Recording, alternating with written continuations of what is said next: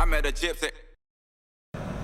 Maybe just a little bit of your background in how you transitioned into motocross as a trainer and why.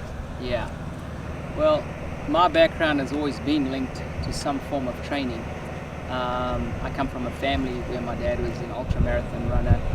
I mean, as young as I can remember, I was always either at a race or traveling to some sort of sporting event with my parents to do something. So the whole physical aspect of training has always been around me and in my family, you know. So my development into training, I mean, started early with running, you know, at school.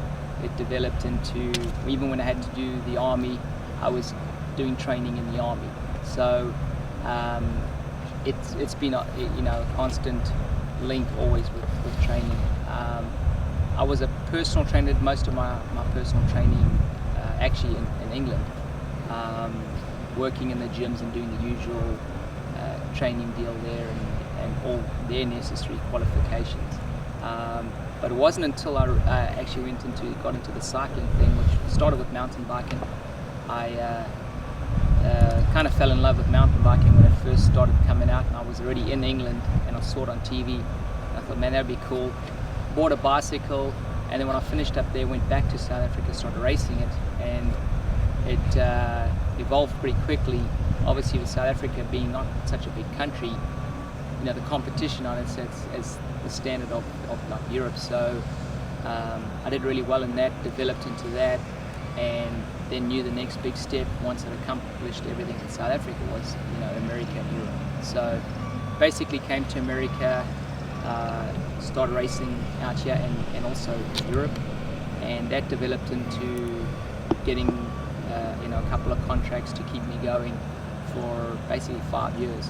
But it was during that period that I learned a lot about, obviously, fine-tuning the training, heart rate ratios, what I felt worked and what didn't work.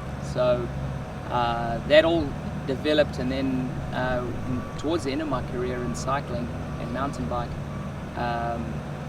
Johnny O'Meara, I knew him through Oakley. He was an ex-motocross guy, was into the cycling thing, and then he had the link with Ricky Carmichael, who was overseeing Ricky, and we were chatting, and the short story is, he said to me, what about helping Ricky on the physical side?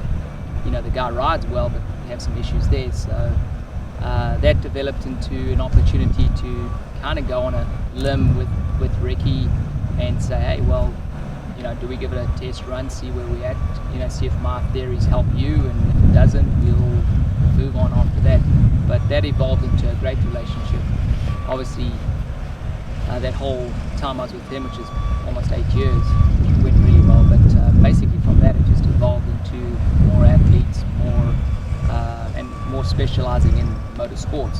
So, and the longer I mean, this next year is 15 years I've been doing this. So, on the riding aspect and how long I've been involved in the sport, it's like anything, you know, you see so much. I've been blessed to be with the better of the guys and evolve with them, and learn a lot of all the skills, where today now, you know, my job is to oversee the whole thing, the physical, the strength, the coordination training, and then obviously the riding, the amounts, the ratios, the heart rate stuff, everything, putting that all together. So that's been pretty cool, and that's where we're at today.